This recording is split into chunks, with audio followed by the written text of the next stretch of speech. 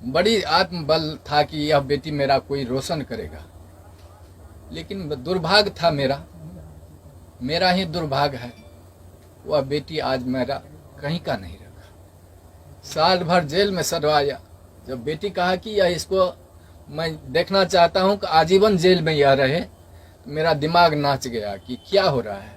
आरती के पिताजी आप जेल से बाहर आ चुके हैं और अपने ही बेटी के आरोप में जेल आप गए थे, क्या कहिएगा? मैं यही कहने के लिए चाहता हूँ, बेटी हो या बेटा हो, माँ पिताजी गांव समाज के लोग सबों को समान दर्जा देने के लिए चाहते हैं, किसी को बड़ा और किसी को छोटा नहीं।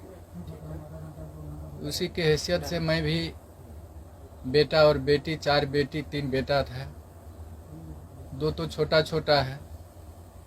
3 बेटी का शादी जमीन सुध भरना लगा करके कुछ शादी कर सलटा दिए थे। चौथा में ये थी, मन में जिज्ञासा था कि अच्छा ढंग से इनका भी शादी करें, लेकिन परिस्थिति डाउन हो जाता है। उस परिस्थिति लेकर के जिद भी कर दी कि मैं ग्रेजुएशन करूंगी तब पिताजी मेरा शादी कीजिएगा। भरोसा दिलाई, सहानुभूति हुआ, अच्छा शिक्षा की ओर झुकाव है तो थोड़ा और सहानुभूति दे करके क्रेडिट लोन विद्यार्थी क्रेडिट लोन ले करके इनको ग्रेजुएशन करवा देते हैं। शिक्षा का विनाश नहीं होता है।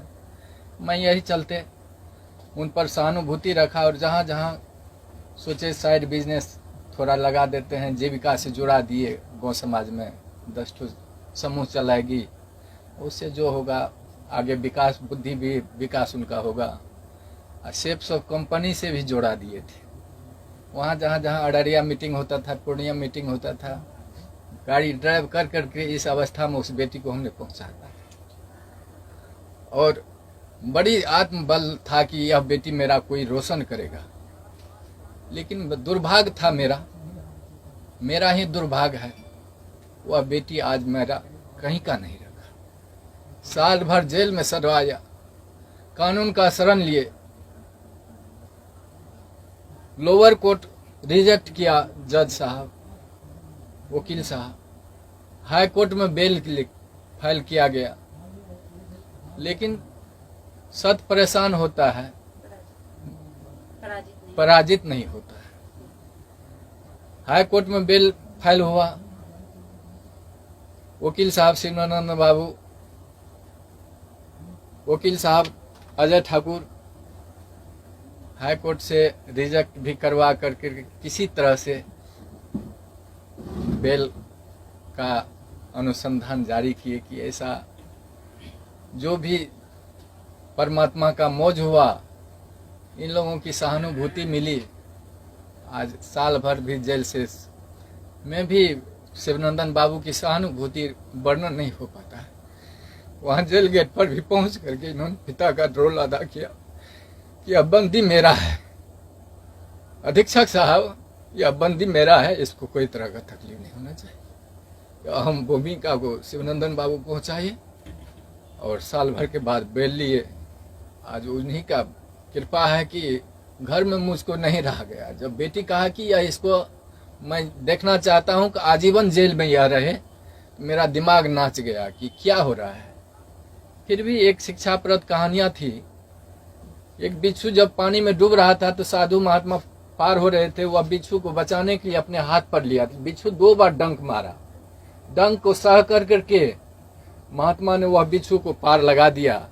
तो वही मैं चाहता हूं कि वह बिच्छू की तरह वह बेटी नहीं बने। बेटा तो पिता का गोद का भरने वाला होता है।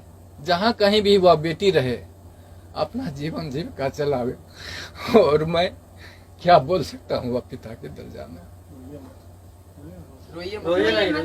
ऐसा नहीं है कि समाज के सारे लोग सिर्फ आपको ही आरोपी के नजर से देख रहे हैं। कहीं ना कहीं दूसरे वर्ग के लोग ऐसे भी हैं जो आपकी बेटी को भी आरोपी के तौर पे देख रहे हैं, क्योंकि गलती की शुरुआत कहीं ना कहीं आपकी बेटी से होती है, अगर शुरू से देखा जाए पूरा मामला का तो। लेकिन जैसे ही आपके आते ही एक बार आरती ने फिर से सवाल शुरू कर दिए, तो आरती के लिए आज आप क्या कहेंगे? वो आरती की मर्जी है, जो करावे।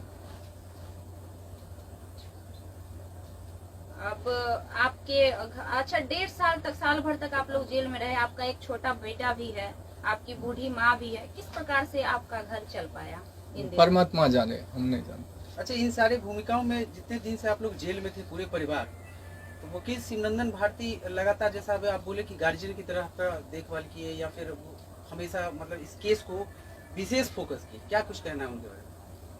यह वर्णन नहीं हो पाता। मतलब इतना बेहतरीन उनका परफॉर्मेंस रहा जी आपके केस को लेके। जी। आप एक पिता हैं, लोग ये भी जानना चाहते हैं कि उस रात में असल में क्या हुआ था, कुछ आपको याद है? आप मतलब कुछ देखे थे? बता पाएंगे? आरोप तो झूठे भी लगते हैं, सही जी। क्या है वो तो माननीय न्यायालय के ऊपर है, लेकिन आप कुछ बता सके थोड़ा सा? मालूम थोड़ा सा हुआ तो सोचा कि प्रेम तो अंधा होता है, अच्छा, वो समय जो रहता है, वो अवस्था जो रहता है परे हो रहता है, लेकिन उस पर कितने कितने विद्वान लोगों का भी पैर फिसल जाता है, महात्मा को भी पैर फिसल जाता है। तो हमने सोचा कि जब इस तरह की घटना हुई तो उसको बचाने के लिए हल्ला हुआ कि चोर आ गया है, डकैत आ गया है गोली मारने के लिए।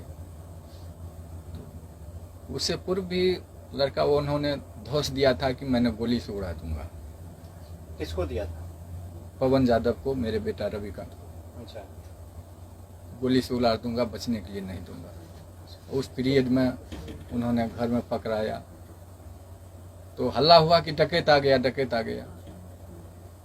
डकैत के दरमियान में पहचाने उसको तो कहा, देखे मेरा जात भाई है, बच्चा है, पैर फिसल गया। उसको बचाने के ख्याल से मैंने घर में बंद किया, और उस दरमियान में कैसे उसका मौत हो गया हम लोगों को